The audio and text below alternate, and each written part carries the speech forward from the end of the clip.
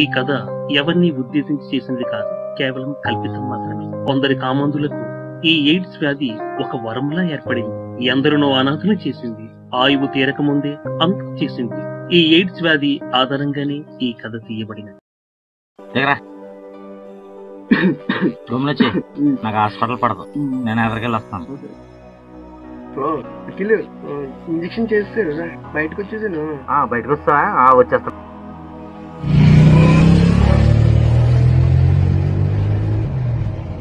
అయిపోయిందా? ఓకే.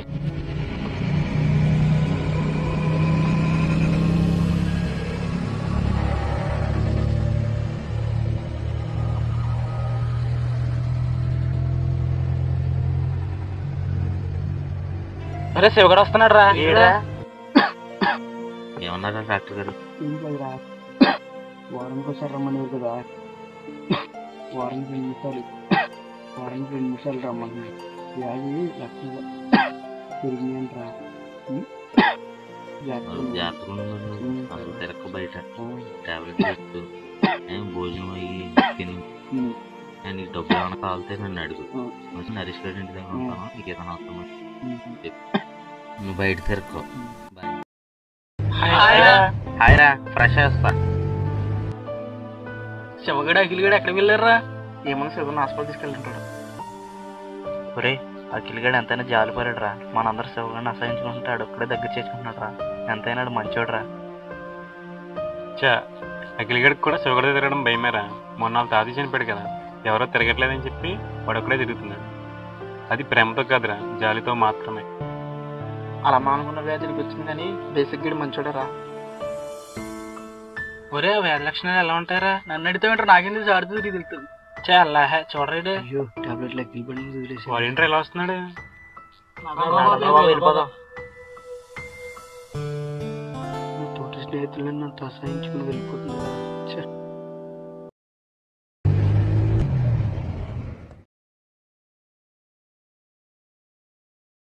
నరేష్ నరేష్ నరేష్ నరేష్ ఇంకేమాపరా? ఏం చెప్పరా? శివగడ పరిస్థితి చాలా దారుణంగా ఉందిరా. వారానికి ఒకసారి రమ్మని వాడు డాక్టర్ గారు, ఇప్పుడు వారానికి 2-3 సార్లు రమ్మంటున్నారు. దగ్గు అయితే అసలు తగ్గట్లేదు. అది లాస్ట్ అండ్ ఫైనల్లో ఉందేమో అని చాలా భయం అవుతుంది నాకు. నాకెక్కడ సోకుతుందని ఇదిగా ఉందిరా నాకు.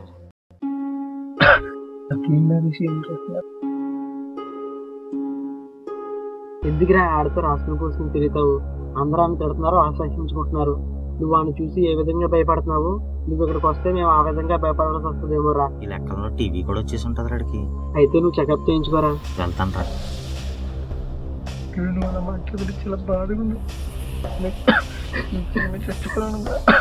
సాయం చేసే స్నేహితుడు కూడా తనను చూసి భయపడుతున్నాడని అర్థం చేసుకుని ఊరి విడిచి వెళ్ళిపోతున్నాడు.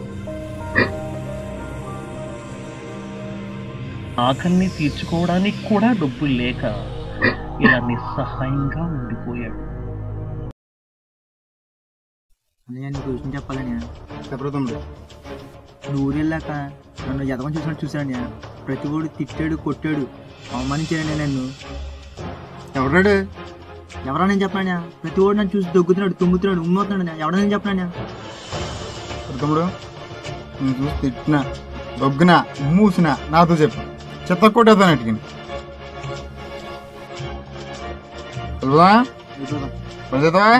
తీను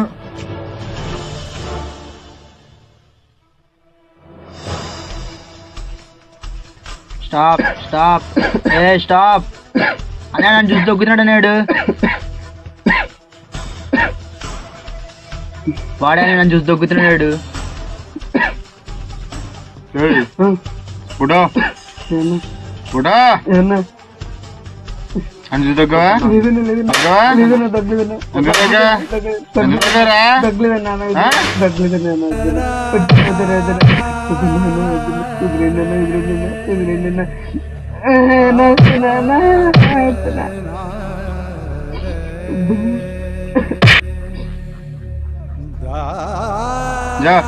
హలో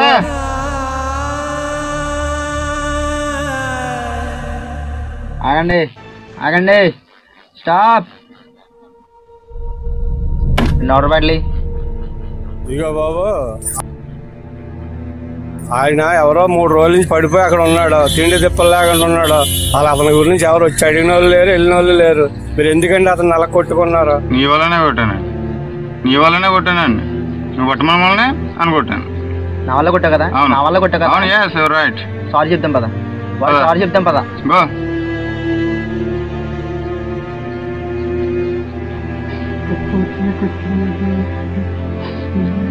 తమ్ముడు మాట తమ్ముడు మాట రే తమ్ముడు, మాట మాట మాట మాట నిన్నేం చేయలేరు, మాట తమ్ముడు ఏం చేయం మాట మాట నిన్నేం చేయరా, వెళ్ళరా మాట రెల్లు పైలు సారీ రా, ఏడోగు సరే ప్రశ్న నీకు ఎంత ఉండదు?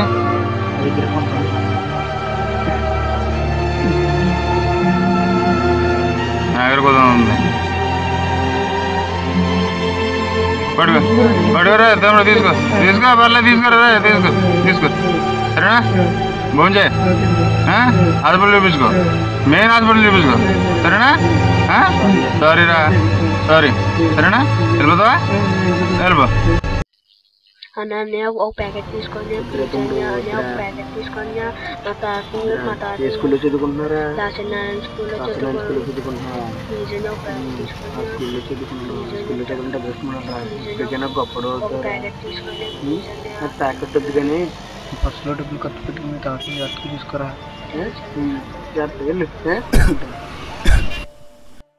ఆ చిన్నవాణ్ణి చూసి జాలిపడి సాయం చేసి తన ప్రయాణాన్ని ఒక సముద్రం బాట సాగించాడు.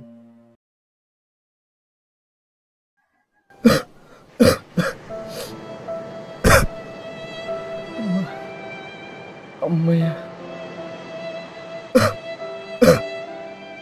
చిన్నతనం నుంచి పుట్టుమచ్చలు ఏర్పడింది. 6 ఏళ్ళ వయసులోనే అమ్మని నాన్ని కోల్పోయాను. ఎవరికైనా వారసత్వంగా ఆస్తి వస్తుంది, నాకు మాత్రమే ఈ వ్యాధి వచ్చి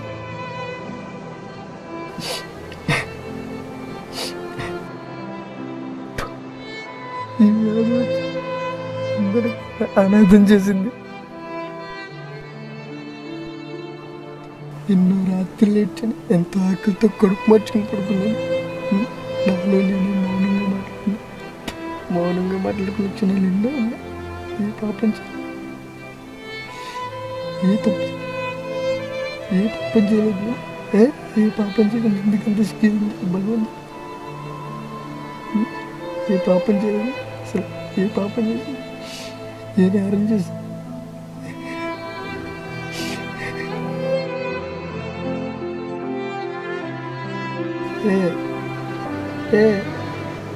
నా వ్యాధి గురించి చెప్పుకొని ఇలా బ్రతకడం కంటే చావడమే నయమనిపిస్తుంది. నా బాధ ఎవరికైనా చెప్పాలనిపిస్తుంది. ఇంటిది పలక, ఈ పలకపై ఒక రూపం గీసి ఆ రూపానికి చెప్పుకుంటున్న నా బాధ.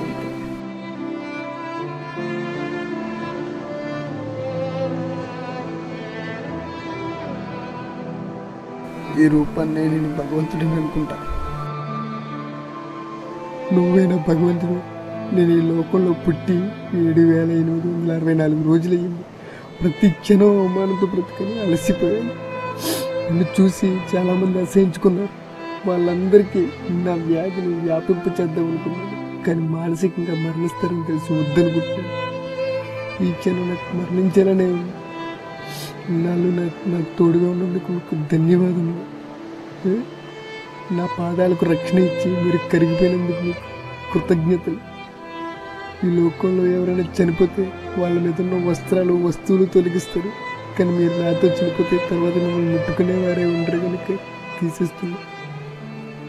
ఆ చుట్టూ ఉన్న వస్తువులకి, ప్రకృతికి చెప్తున్న ఒకే ఒక మాట, నా తల్లిదండ్రుల జీవితాన్ని నాశనం చేసుకుని నా జీవితాన్ని నాశనం చేశారు. ఈ లోకంలో ఉన్న ప్రతి తల్లికి తండ్రికి చెప్తున్నా, మీ పిల్లల జీవితాన్ని నాశనం చేసుకుని మీ జీవితాన్ని నాశనం చేసుకుని మానసికంగా మరణించడం పాపమే. తెలియదు పసి ప్రాణాలను బలవంతంగా బలి చేయకండి. వ్యాధితో ఉన్న మీరు జన్మనిచ్చినట్లయితే బ్రతికి ఉన్న పసిపిల్లల్ని నానా శవాలను చేసిన వారు అవుతారు. దయచేసి మీరు మారండి. ఈ జనాన్ని బ్రతకలేదు. ఎంతో బాధ నేను ఇలా చనిపోతున్న కళ్ళు కూడా ఊహించుకోలేకపోతే దగ్గరికి సరిపోతు చాలా గొప్ప దేవుడా. అమ్మా అమ్మా, ఈ అనాథ వేదన చూసి రూపంలో వచ్చావమ్మా.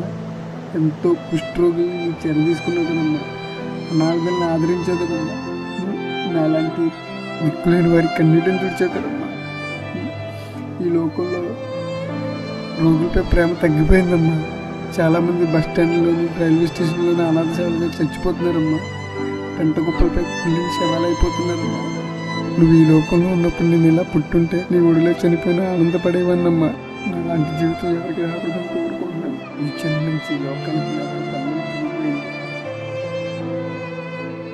ఇతని వల్ల ఆ వ్యాధి ఎవరికీ రాకూడదని ఇలా ప్రాణాలు కోల్పోతున్నాడు. ఈ లోకములో అనాథ శవాలుగా చనిపోతున్నారంటే దానికి బాధ్యులు బంధుమిత్రులే. ఇప్పుడు కాలంలో పసిపిల్లలకు వ్యాధి వస్తుంది అంటే దానికి కారణం ఎవరు? తల్లిదండ్రులే.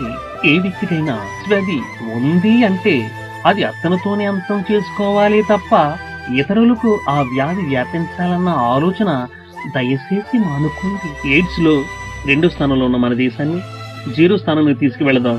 దానిని అంతం చేద్దాం. మన దేశాన్ని ఆ వ్యాధి నుండి కాపాడుకుందాం. ఆరోగ్యంగా బ్రతుకుదాం. ఈ లోకంలో ఎవరూ అనాథగా చనిపోకూడదు. దిక్కులుని వారిలా మరణించకూడదు అనేదే మా లక్ష్యం. ప్రతి వ్యక్తి ఈ షార్ట్ ఫిల్మ్ చూసి కొంతైనా మారతారని ఆశిస్తున్నాము.